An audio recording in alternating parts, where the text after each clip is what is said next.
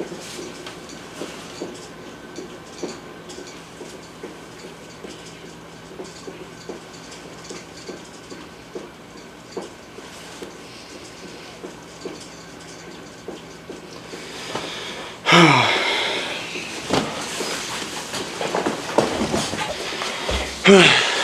get this over with. Hey guys, James MCD Reviews here, and fuck 2020. I know that sounds like the most pessimistic intro to a video of all mankind, but I'm sorry.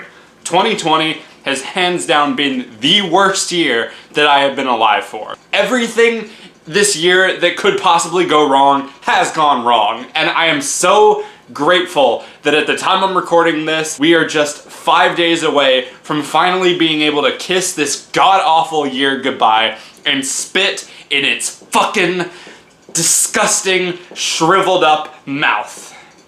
Sorry, just had to get that off my chest. Now normally this would be the video where we talk about the best and the worst movies of the year, but 2020 being the year that it was, means that I've had to make a couple of changes to the rules of how I do this year's best and worst list. I normally like to make sure that all the movies that are being judged for the list are movies that I've seen in theaters, but this year I'm gonna be taking that banner off and looking at streaming movies and digital releases as well as theatrical releases, as long as I have seen it to completion and it has, you know, the 2020 release date on it. Also, for the time being, I'm gonna be nixing the whole honorable mentions category. One, because I want this list to be a little bit more streamlined, and two, if this tells you what kind of year it's been for movies, the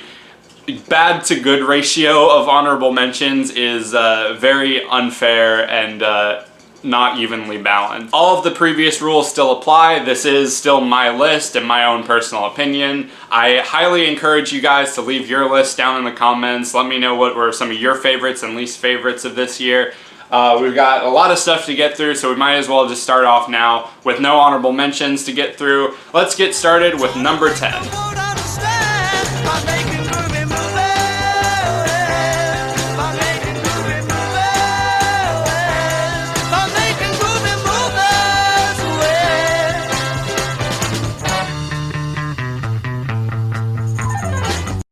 The Lovebirds. This film is aggravating on a few levels. For one, these two are very funny actors, and they are given no funny material to work with. It's the worst type of comedy too, where it just devolves into rambling about nothing. The story is completely stock, every twist and turn you can see coming a mile away, and the characters are so mean to each other that it doesn't make sense for them to get back together at the end. I know that that has to happen because movies, but the way that they keep arguing with each other just makes me want to see them divorced even more. It was a complete waste of time that I'm honestly kind of glad didn't have to take up space in a theater.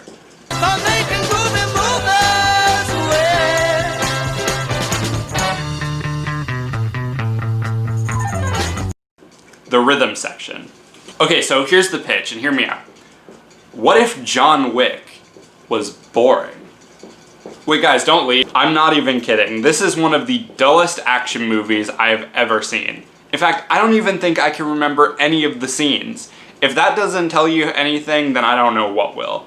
On top of that, Blake Lively is completely flat, and Jude Law doesn't really offer anything above Captain Marvel in his performance. The story sucks, the directing sucks, and it's just an overall forgettable and pointless movie.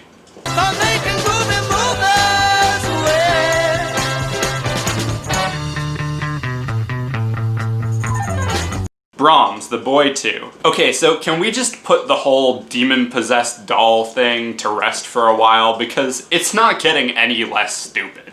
If this movie was a self-aware parody like a Child's Play, then I'd leave it alone. But every time this type of movie tries to be super serious, it just ends up being hilarious. And you throw a little kid in the mix, it just gets so over-the-top goofy. Apparently the first Boy movie was actually pretty decent, but this movie doesn't try to be a sequel. And yet it still fucks up.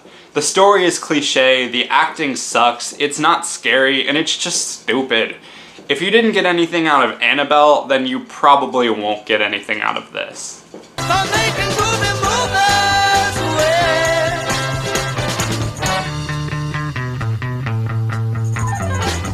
Artemis Fowl. Imagine if Disney had the balls to charge $30 for this. Not only is this film bad on its own, with its generic fantasy plot, flat characters with even flatter acting, and god-awful visual effects, but it completely misses the point of what Artemis Fowl is. Now granted, it's been years since I've read the books, and I only read the first two, so maybe they did lean heavily towards a fantasy angle later on. But I always remember Artemis Fowl being a super criminal genius, and this kid is not that. They try to write him as kind of an anti-hero with the goal of saving his dad, because of course we gotta have that cliche. But that's not nearly as interesting. And it sucks because an Artemis Fowl movie could actually work if Disney wasn't attached to it. But as is, this was basically just Home Alone but with fairies. Which, saying that out loud, sounds amazing!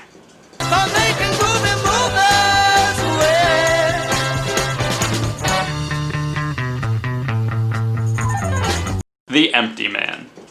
I've never been more confused coming out of a bad movie than I have been with The Empty Man. When the movie started, I thought, okay, I got this. This is gonna be another one of those truth or dare style possessed games where this group of kids are gonna resurface it, it's gonna pick them off one by one, and then they'll need to figure out a way to stop it. But not only does it not focus on that group of kids for long, but it gets fucking weird. We have this officer that gets roped in. He's trying to debunk the legend of the Empty Man. He starts having interactions with his dead daughter. He gets initiated into this cult and becomes like the living host for the Empty Man. What? Why did this film decide to get so convoluted? I know this is based on a graphic novel, but is the graphic novel this insane? I mean, that's far from the only problem with this film. The scares are forced, the editing is seizure-inducing, the characters are all one note, and nothing about it is coherent. If it wasn't for that batshit insane turn that the movie takes, I probably would have forgotten all about it, because everything else in the movie feels, well, empty.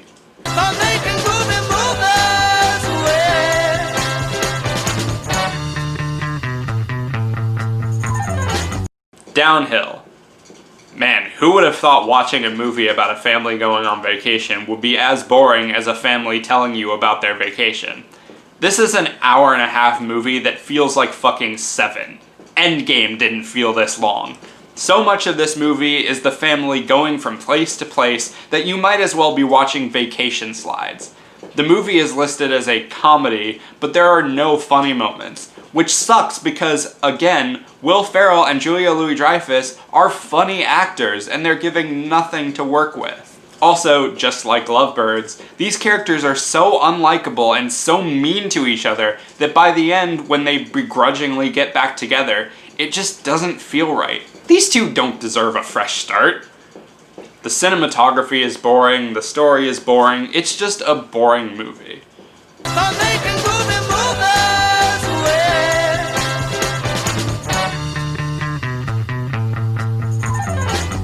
Doolittle. Oh, how the mighty have fallen. Iron Man did not die for this. I honestly want to see a documentary of how this movie was made, and I guarantee that would be a better product than the actual movie. This film genuinely baffles me. The tone that the trailers gave off is a complete departure from the final product. What kind of production hell did this movie go through to have such a big shift in tone? Like, how much did this movie cost to make? I'm genuinely curious. 175 mil... How?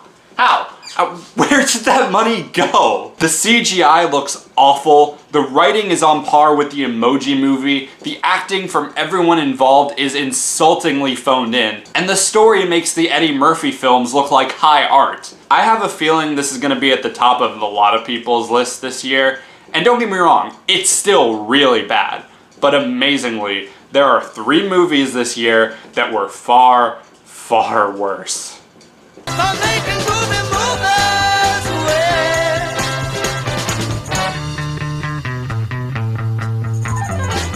Cuties. Wow. You know 2020 is fucked up when a federal crime ends up on my worst of the year list. I know a lot of you who watched my reaction video to Cuties a few months ago probably expected this to be number 1, but I still want to give the movie the benefit of the doubt. I do genuinely believe that the director went into this with the best intentions in mind. And apparently there are a lot of people who actually got something out of this movie. Well, let me rephrase that. There were a lot of sane people who got something out of this movie. And to an extent, I agree with them. The storyline with Amy and her mom is really well handled, and visually, the film is shot really nice. But that all gets undercut by the really unfortunate shit at the forefront of the film. Beyond the hypocritical message of the film denouncing the over-sexualization of kids while putting twerking 11-year-olds throughout the whole movie, the characters are all horrible and fucked up individuals. Amy is mentally unstable and she never faces consequences for her actions. This clearly needed a few more rewrites, or maybe a consultant or someone to show this director how to do a story like this properly. So, with all this in mind, why isn't this number one? Well, for one, the biggest reason that it's on the list is for its woefully misguided treatment of the subject matter. If that wasn't a factor, I doubt this film would make the honorable mention. Second, I base the placement of each film on how it personally made me feel, and I didn't really feel that much watching this film. I felt uncomfortable for a couple of days, and then I just stopped thinking about it. But these next two, on the other hand, have stuck with me, and I cannot wait to rip them apart and then never speak of them again.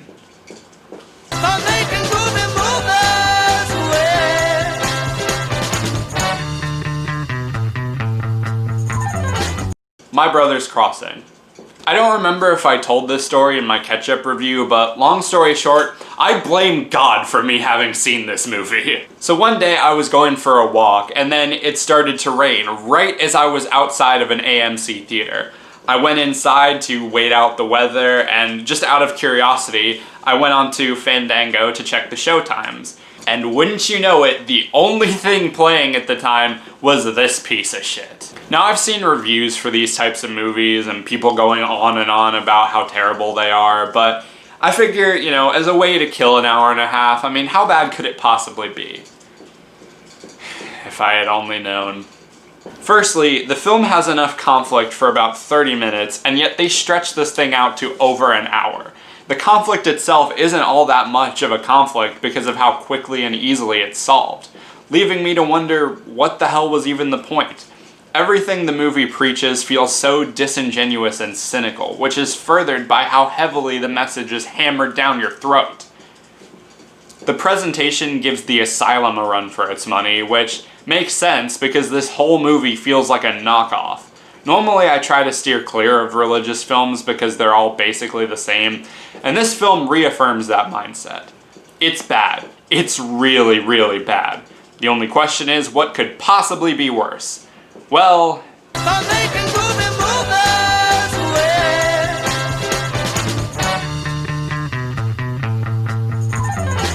The Grudge.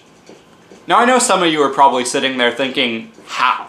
How is this Grudge remake the #1 worst movie of the year when you've put religious propaganda and movies endorsed by pedophiles in your top 3? Well, like I said, I place each movie based on how it felt watching it. And this movie was easily one of the toughest, if not the toughest, to sit through. This movie is so goddamn boring that I honest to God fell asleep 5 times. Part of that could have been because I was working on a project with some friends prior to that, but I highly doubt that's the case because I was full of energy before and after the movie. This film was so boring, it literally put me to sleep. And the only thing that kept waking me up were the fucking jump scares. Now, I've never seen any of the other Grudge movies, so I don't know if this is a solid representation, but even taking the name out of it, this movie sucks. The characters are lifeless, the story is practically non-existent, there's no tension and no payoff. It's dull, it's not scary, it's boring beyond measure, it's the worst movie of 2020.